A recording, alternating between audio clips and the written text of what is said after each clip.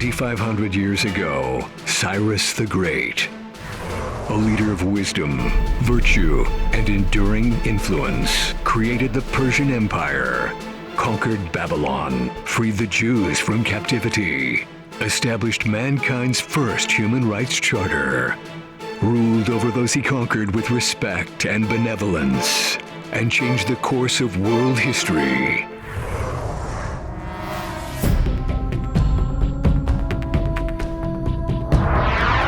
Now, experience the real-life story of Cyrus the Great. Kidnapped at birth because of a prophecy and left to die in the wilderness. The humble beginnings of a heroic warrior, destined to become the architect of an empire that spanned from Africa and Egypt to the far reaches of India. In the tradition of award-winning films like Braveheart, Gladiator, Ben-Hur, and the Ten Commandments, Cyrus the Great is the epic tale of the most extraordinary of men.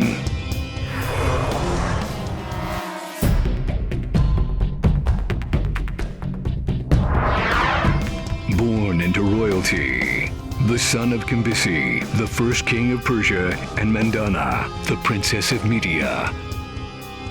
After he is born, his grandfather, Asatagus, the king of Media, has a dream that his daughter will give birth to a king that will overthrow him.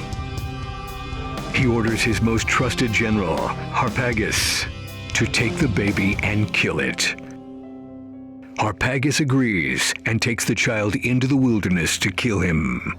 Unable to kill the newborn, Harpagus gives Cyrus to a shepherd and his wife, who recently had a stillborn.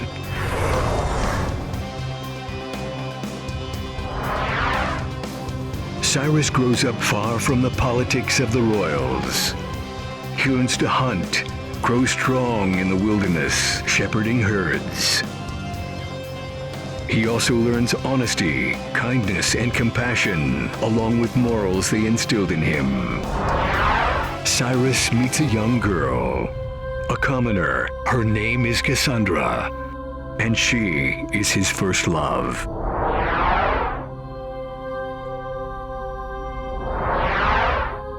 Soon after, he meets a man that has been traveling for months. It feels like destiny. He is a Hebrew from Jerusalem. The Babylonians overthrew Jerusalem, took his people as slaves, and brought them to Babylon. There is a prophecy that a man will come to free them. The man that Cyrus meets is none other than the prophet Daniel. Daniel sees something special in this young son of a shepherd. He can tell this boy has a destiny, and their meeting is more than mere coincidence. When Cyrus discovers his true identity, he returns to his father's palace. There he continues a different kind of education, one of philosophy, politics, warfare, and instruction on how to rule a kingdom. Cambisi tells him of the Babylonians, the greatest threat to Persia. The king of Babylon, Balthazar, a cruel, dangerous, and impulsive man, ruled his kingdom through intrigue, decadence, and corruption. Cambisi tells Cyrus Balthazar is the greatest threat to their kingdom, and Cyrus will have to deal with him one day. Cambisi dies when Cyrus is 21, and he inherits the throne. He seems to have nothing in common with the girls at court, so he returns to the countryside for Cassandra and marries her.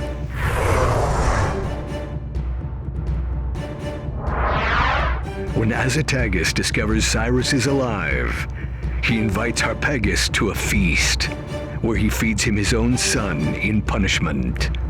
Harpagus realizes that the man he has spent his entire life serving is pure evil. Asatagus makes plans to attack Persia, kill Cyrus, and end the prophecy once and for all. Harpagus meets Cyrus secretly and tells him of Asatagus's plans.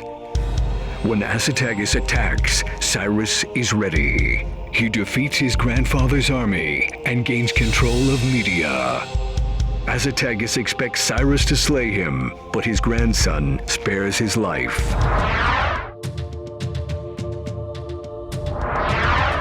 To the west lies the kingdom of Lydia. Sensing an opportunity to take advantage of the instability in Media, after the fall of Asatagas, the king of Lydia launches an all-out war against Cyrus and his growing kingdom. Cyrus builds a coalition of forces from Persia against the loyal soldiers of Lydia. He defeats Lydia and adds the rich country to his empire. Then, the prophet Daniel reappears, and he and Cyrus greet each other as old friends.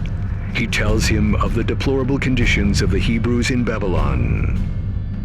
Babylon has been threatening to attack Cyrus's empire, and Cyrus agrees to attack Babylon and free Daniel's people.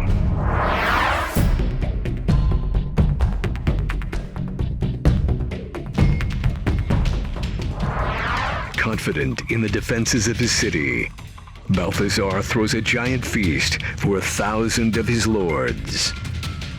It is a great orgy of sex and feasting. He orders the vessels of gold his father took from Jerusalem to be brought forth so his lords can guzzle wine from them.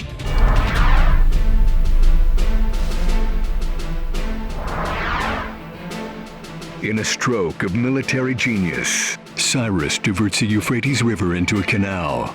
The water level drops, which allows the waiting forces to march directly through the riverbed, beneath their defenses, and enter the city at night.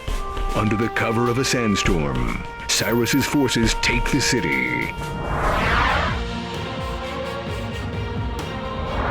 And Cyrus becomes the king of the largest empire the world has ever seen. He writes a charter of human rights for his subjects.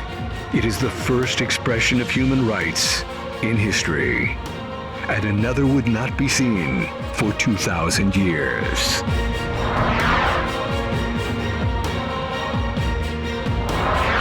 Cyrus allows the Jews to return home to Jerusalem. He restores the sacred vessels that were taken from them. He rebuilds the temple that was destroyed by Nebuchadnezzar, thus fulfilling a prophecy.